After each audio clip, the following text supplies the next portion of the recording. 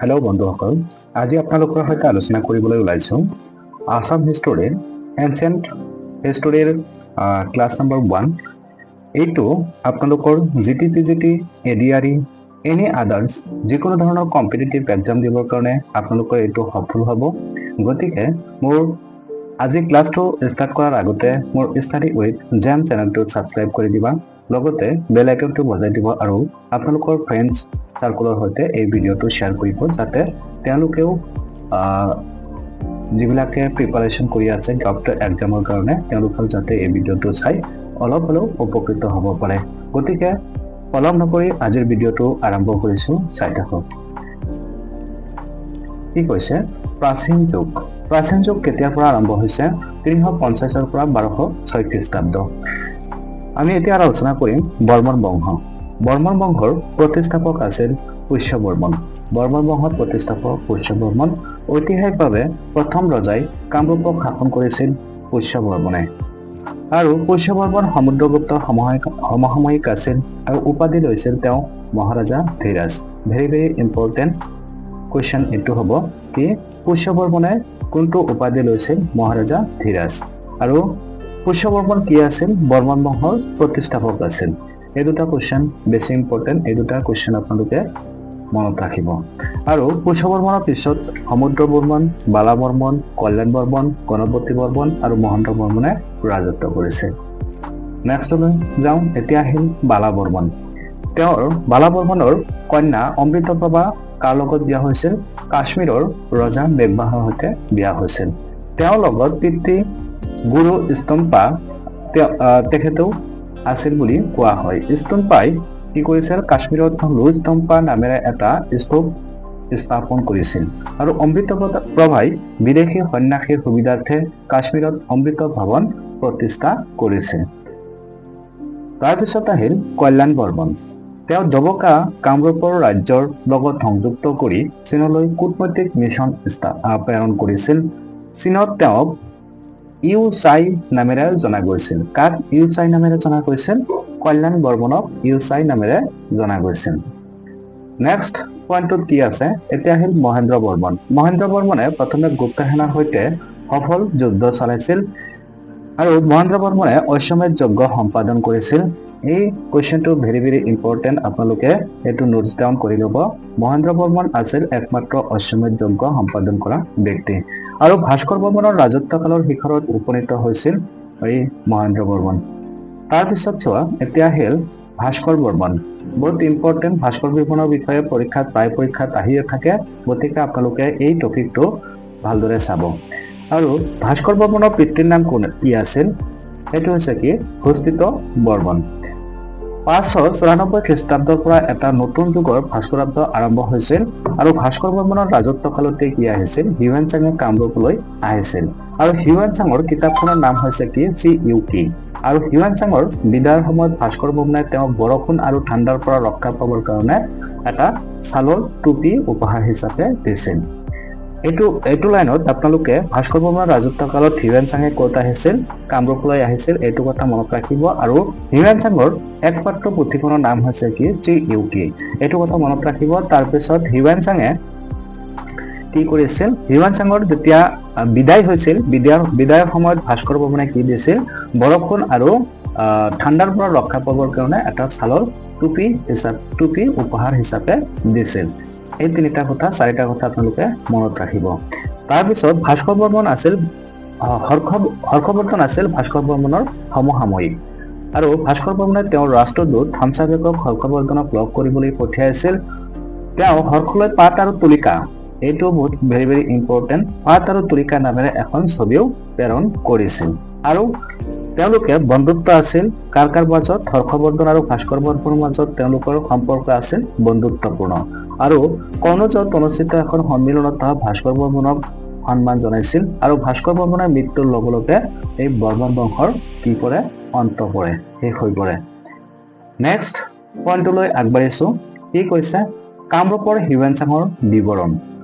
কামৰূপৰ যে Hiuen Tsang আহিছিল, এই হিউৱেন চাঙৰ বিৱৰণ, তেওঁ কি কথা কৈ থৈ গৈছিল কামৰূপৰ বিষয়ে, সেইটো বিষয়ে আমি এতিয়া চাম।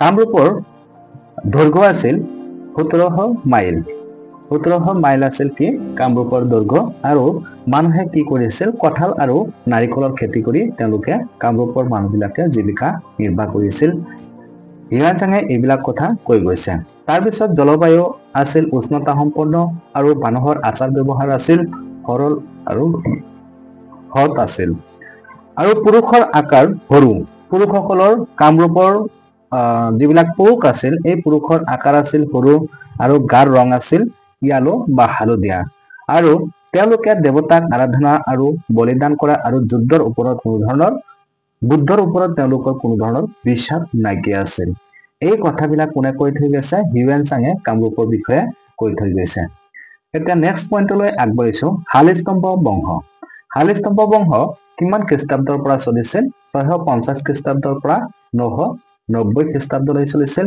অৱন্তী বৰ্মন শালিস্তম্ভ বংশৰ প্ৰতিষ্ঠাপক আছিল Avanti Varman very very important Avanti Varman আছিল শালিস্তম্ভ বংশৰ প্ৰতিষ্ঠাপক আৰু শাসকসকল আছিল শালিস্তম্ভ বংশৰ শাসকসকল আছিল হৰ্ষদেৱ বালবৰ্মন হৰ্জৰা বৰ্মন বনমালা বৰ্মন তাৰপিছত জয়মলা বৰ্মন তাৰপিছত কি লাষ্ট আছিল শালিস্তম্ভ বংশৰ লাষ্ট আছিল তেগ সিংহ নেক্সট এতিয়া হৰ্ষদেৱৰ বিষয়ে আমি পঢ়িম এই বংশৰ অন্যতম বিখ্যাত ৰজা আছিল হৰ্ষদেৱ আৰু নেপালৰ ৰজা জয়দেৱৰ পশুপতি শিলালিপিত হৰ্ষদেৱৰ কন্যা কোন আছিল ৰাজ্যমতী আছিল ৰাজ্যমতী জয়দেৱৰ সৈতে বিবাহত আবদ্ধ হৈছিল বুলি বৰ্ণনা কৰা হৈছে আৰু ৰাষ্ট্ৰকূট ৰজা দন্তি দুৰ্গাৰ সমংগত আৰু এপিগ্ৰাফত পশ্চিম চালুক্য সকলৰ সৈতে হৰ্ষদেৱৰ সংঘাতৰ কথা উল্লেখ কৰা হৈছে নেক্সট পইণ্টটো হৰ্জৰা বৰ্মনৰ বিষয়ে এতিয়া আমি পঢ়িম তেজপুৰৰ শিলৰ শিলালিপি আৰু হাইমথাল তামৰ ফলক হৰ্জৰা বৰ্মনৰ যুগৰ এই দুটা কাৰ যুগৰ হৰ্জৰা বৰ্মনৰ যুগৰ আৰু তেজপুৰৰ যিটো বিখ্যাত হাজৰা পুখুৰী আছিল এই হাজৰা পুখুৰীটো কোনে খন্দিয়াইছিল পৰীক্ষাত বাৰে বাৰে প্ৰশ্ন আহে এইটো হৰ্জৰা বৰ্মনে কি কৰিছিল এই তেজপুৰৰ যিটো বিখ্যাত পুখুৰী আছিল হৰ্জৰা পুখুৰী এই পুখুৰীটো নিৰ্মাণ কৰিছিল আৰু এই সময়ছোৱাত এই বংশৰ ৰাজধানী সামসাময়িকভাৱে হৰূপেশ্বৰ বা বৰ্তমান তেজপুৰলৈ হস্তান্তৰ কৰা হয় নেক্সট পইণ্টলৈ আগবাঢ়িলো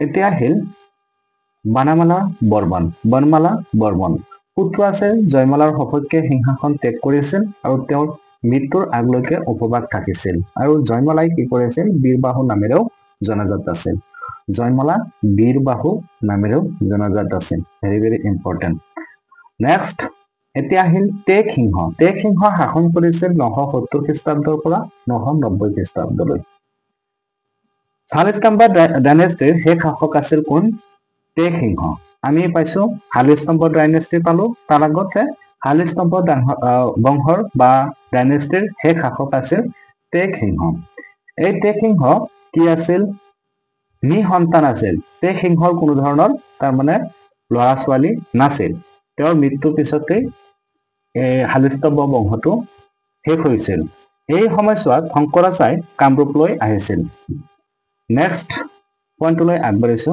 পাল বংশ এতিয়া আহিল পাল বংশ চলিছিল 990 খ্ৰীষ্টাব্দৰ পৰা 1138 খ্ৰীষ্টাব্দ পাল বংশৰ প্ৰতিষ্ঠাপক আছিল কোন ব্ৰহ্মপাল আৰু পাল বংশৰ প্ৰতিষ্ঠাপক আছিল ব্ৰহ্মপাল আৰু অসমৰ প্ৰথম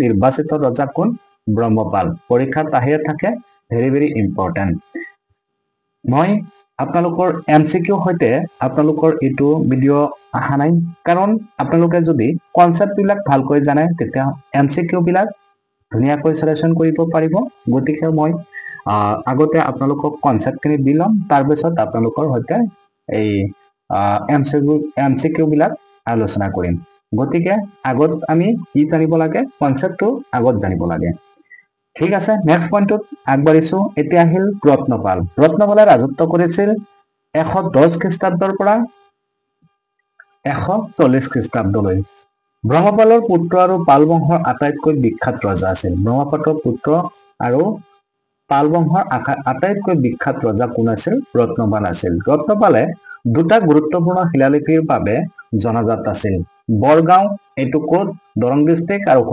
শুৱালকুছি আছিল কামৰূপ ৰত্নপালে সেই দুৰ্জয়ত ৰাজধানী হিচাপে প্ৰতিষ্ঠা কৰিছিল এইটো বহুত ইম্পৰ্টেন্ট ৰত্নপালৰ ৰাজধানী ক'ত আছিল এইটো শুদ্ধ এনসাৰ হ'ব কি শ্ৰী দুৰ্জয়ত আছিল ৰত্নপালৰ ৰাজধানী নেক্সট পইণ্টলৈ আগবাঢ়িছো এতিয়া আহিল ইন্দ্ৰপাল ৰাষ্ট্ৰকূট ৰাজকুমাৰী ৰাজ্যদেৱীক বিয়া কৰাইছিল ৰাজ্যদেৱীক কোনে বিয়া কৰাইছিল ইন্দ্ৰপালে বিয়া কৰাইছিল আৰু এতিয়া আহিল গোপালে কিমান খ্ৰীষ্টাব্দলৈ শাসন কৰিছিল 1065 খ্ৰীষ্টাব্দৰ পৰা 1085 খ্ৰীষ্টাব্দলৈ তেওঁৰ মাতৃৰ নাম আছিল ৰাষ্ট্ৰকূট ৰাজকুমাৰী ৰাজ্যদেৱী নেক্সট পইণ্টলৈ আগবাঢ়িছো এতিয়া আহিল ধৰ্মপালে 1095 খ্ৰীষ্টাব্দৰ পৰা 1120 খ্ৰীষ্টাব্দলৈ তেওঁ ৰজা হৈ আছিল পাল বংশৰ আটাইতকৈ শক্তিশালী ৰজা আছিল কোন ব্ৰহ্মপাল আৰু ব্ৰহ্মপালৰ শিলালিপিত তেওঁৰ ৰাজধানী কামৰূপৰ উত্তৰ গুৱাহাটী বুলি উল্লেখ কৰা হৈছে তেওঁৰ পৃষ্ঠপোষকতাত ৰচনা কৰা হৈছিল বিখ্যাত কালিকা পুৰাণ কাৰ পৃষ্ঠপোষকতাত ৰচনা কৰা হৈছে ধৰ্মপালৰ পৃষ্ঠপোষকতাত আলোচনা কৰা হৈছে তাৰ পিছত আছিল জয়পাল কোন ৰজা ৰামপালৰ দ্বাৰা পৰাজিত উত্তৰবংগৰ চিলিমপুৰ শিলালিপিত জয়পাল আছিল নেক্সট পইণ্টলৈ আগবাঢ়িছো এতিয়া আপোনালোকে মই এই যিবিলাক কনসেপ্ট আপোনালোকৰ দিলো এই কনসেপ্ট বিলাকৰ ভিতৰৰ পৰা 2ৰ পৰা 3টা মই আপোনালোকৰ সৈতে এমসিকিউ কোৱেশ্চন আনিছো এই এমসিকিউ কোৱেশ্চন বিলাকৰ 1 নম্বৰ 2 নম্বৰ 3 নম্বৰ যিমান কেইটা কোৱেশ্চন হ'ব এই কোৱেশ্চন বিলাকৰ এনসাৰ আপোনালোকে মোক কমেন্ট যোগে জনাব গতিকে 1 নম্বৰ কোৱেশ্চনটোত কি দিয়া হৈছে 1 নম্বৰ কোৱেশ্চনটো দিয়া হৈছে প্ৰাগজ্যোতিষপুৰ আদিম ৰজাজন কোন আছিল অপচনত দিয়া হৈছে ভাস্কৰ বৰ্মন নৰকাসুৰ মহিৰংগ দানৱ বানাসুৰ এই 4টা অপচনৰ ভিতৰত এটা শুদ্ধ এনসাৰ হ'ব এই শুদ্ধ এনসাৰটো আপোনালোকে মোক কমেন্ট যোগে জনাব নেক্সট কোৱেশ্চনটো কি আছে প্ৰাচীন অসমৰ ঐতিহাসিক বিৱৰণী কোনটো বংশৰ প্ৰতিষ্ঠাৰ পৰাই আৰম্ভ হয় অপচনত দিয়া হৈছে আহোম ৰাজ্যৰ চুতীয়া বংশ চেলিয়ান বংশ বৰ্মন বংশ এই 4টাৰ ভিতৰত এটা হ'ব শুদ্ধ এনসাৰ এই এনসাৰটো আপোনালোকে মোক কমেন্ট যোগে জনাব বেছি নিদিও 3টা মান দিম গতিকে নেক্সট পইণ্টত কি আছে নেক্সট কোৱেশ্চনটোত কি আছে বৰ্মন বংশৰ প্ৰতিষ্ঠাপক কোন আছিল অপচনত দিয়া হৈছে ভাস্কৰ বৰ্মন নৰক বৰ্মন পুষ্য বৰ্মন আৰু মহিৰংগ ঠিক আছে আপোনালোকে মোক এই 3টা কোৱেশ্চনৰ এনসাৰ মোক কমেন্ট যোগে জনাব অতি সোনকালে জনাই দিব গতিকে যদি আপোনালোকে ইয়াতকৈ ভাল যিবিলাক টপিক আছে এই টপিক বিলাক মোক কমেন্ট যোগে জনাব কোনবিলাক টপিক দিলে আপোনালোকৰ বেছি উপকৃত হ'ব সেইবিলাক টপিকৰ ওপৰত মই আপোনালোকক ভিডিও দিবলৈ চেষ্টা কৰিম আজিলৈ ইমানেই আপোনালোকে অনুগ্ৰহ কৰি মোৰ ষ্টাডি ইউথ জেম চেনেলটো সাবস্ক্ৰাইব কৰি দিব লগতে আপোনালোকৰ বেল আইকনটো বজাই দিব আৰু আপোনালোকে মোৰ ভিডিওটো যদি পাৰে অনুগ্ৰহ কৰি বেলেগৰ সৈতে শেয়াৰ কৰিব যাতে তেওঁলোকৰ অলপ হলেও তেওঁলোকৰ উপকৃত হয় আজি ইমানেই সামৰণি মাৰিছো ধন্যবাদ থেংক ইউ